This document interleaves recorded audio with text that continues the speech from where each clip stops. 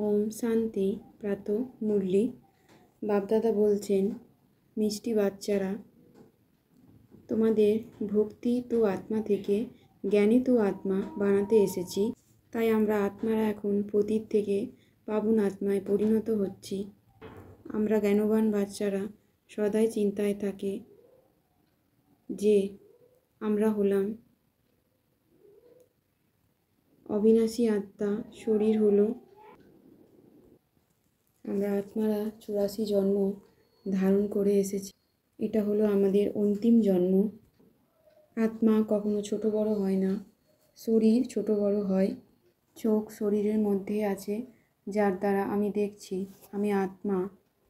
বাবা আত্মাদের জ্ঞানের তৃতীয় চক্ষু প্রদান করেছেন। যতক্ষণ আত্মা শরীরের আধার না নেয় ততক্ষণ সে নিজে পড়তে অন্যকে পড়াতে পারে না। এইরকমই চিন্তা জ্ঞানবান আত্মারা সদাই করে থাকেন।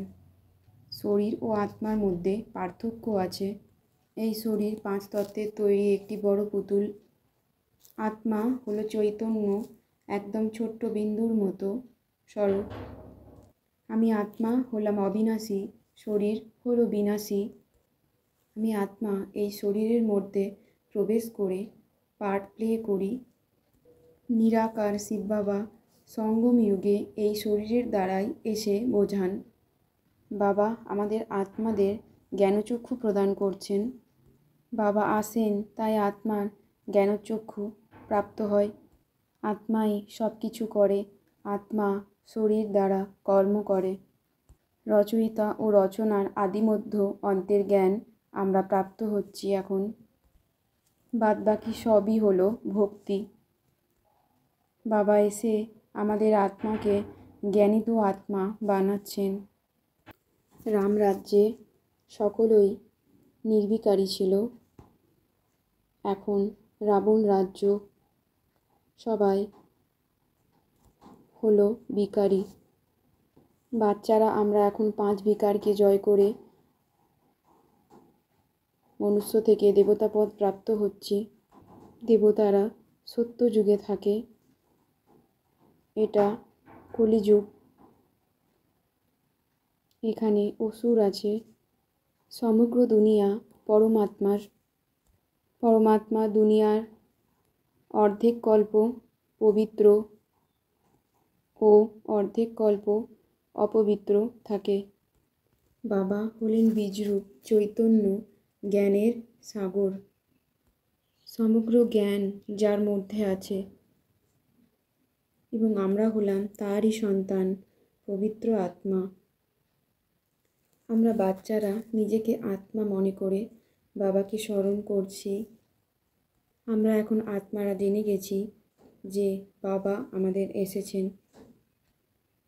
শিব বাবা ব্রহ্মা তনে আছেন, তাই আমরা তাকে এখানে স্মরণ করি। পরমপিতা পরমাত্মা শিব বাবা আমাদের এসেছেন শ্রেষ্ঠ বানাতে এবং আমরা এটাই বলি, স্মরণ করি শিব বাবা ব্রহ্মার তনে আছেন। সেখানে থেকেই আমরা তাকে স্মরণ করি আত্মারা। ব্রহ্মার বাবার তনে থাকা পরমপিতা শিব বাবাকে আমরা স্মরণ করে থাকি এবং এভাবেই আমরা আমাদের পরমপিতা পরমাত্মা শিব বাবাকে স্মরণ করে থাকব সবসময়। আমরা আত্মারা সকলেই জানি আমাদের আত্মাদের বাসস্থান হলো শান্তিধাম, ব্রহ্মলোক। এখন আমরা আত্মারা পুরুষোত্তম সঙ্গম যুগে আছি। এখন আমাদের আত্মাদের এটাই শ্রেষ্ঠ কর্ম, সৃষ্টিচক্রের এই পুনরাবৃত্তি অন্য আত্মাকে জানানো।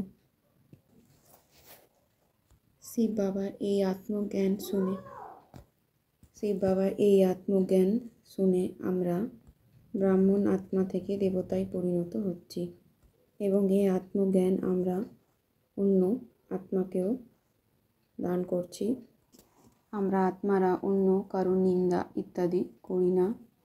আমরা আত্মারা বলি ও জানি জ্ঞানকে সদ্গতি মার্গ বলা হয়। আমরা আত্মারা পূজারী থেকে পূজ্য হয়ে সম্পূর্ণ নির্বিকারী আত্মায় পরিণত হচ্ছি। আমরা আত্মারা জ্ঞানবান হয়ে নিজেকে নিজেই পরিবর্তন করছি। আমরা ব্রাহ্মণ আত্মা এখন আর অল্পকালের সুখের পেছনে যায় না। আমরা আত্মারা প্রত্যেক কর্মে বিজয়ের অটল নিশ্চয়ের অধিকারী আত্মা ও প্রত্যেক কর্মে বিজয়ের নেশার অধিকারী আত্মা। আমরা পবিত্র শুদ্ধ চেতন আত্মা। বিজয় হলো আমাদের আত্মাদের জন্ম সিদ্ধ অধিকার। এটা আমাদের আত্মার স্মৃতিতে সবসময় থাকে যে আমরা বিজয়ী আত্মা। বিজয় হলো আমাদের জন্ম সিদ্ধ অধিকার। যা কিছুই হয়ে যাক, এটা আমাদের স্মৃতিতে সবসময় থাকে যে আমি এক বিজয়ী আত্মা। আমাদের আত্মার নেশার আধার হলো নিশ্চয়, অর্থাৎ দৃঢ় সংকল্প ও দৃঢ় বিশ্বাস। আমরা নিশ্চয় বুদ্ধি, পবিত্র আত্মা। নিশ্চয় কম হলে নেশাও কম। তাই আমরা হলাম নিশ্চয় বুদ্ধি বিজয়ী আত্মা।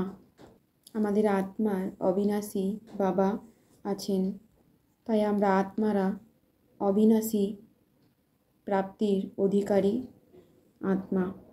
আমাদের প্রত্যেক কর্মে বিজয়ের নিশ্চয়তা আর বিজয়ের নেশা থাকে।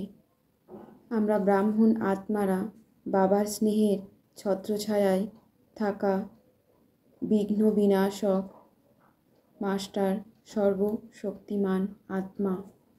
ওম Shanti. Thank you. God bless you.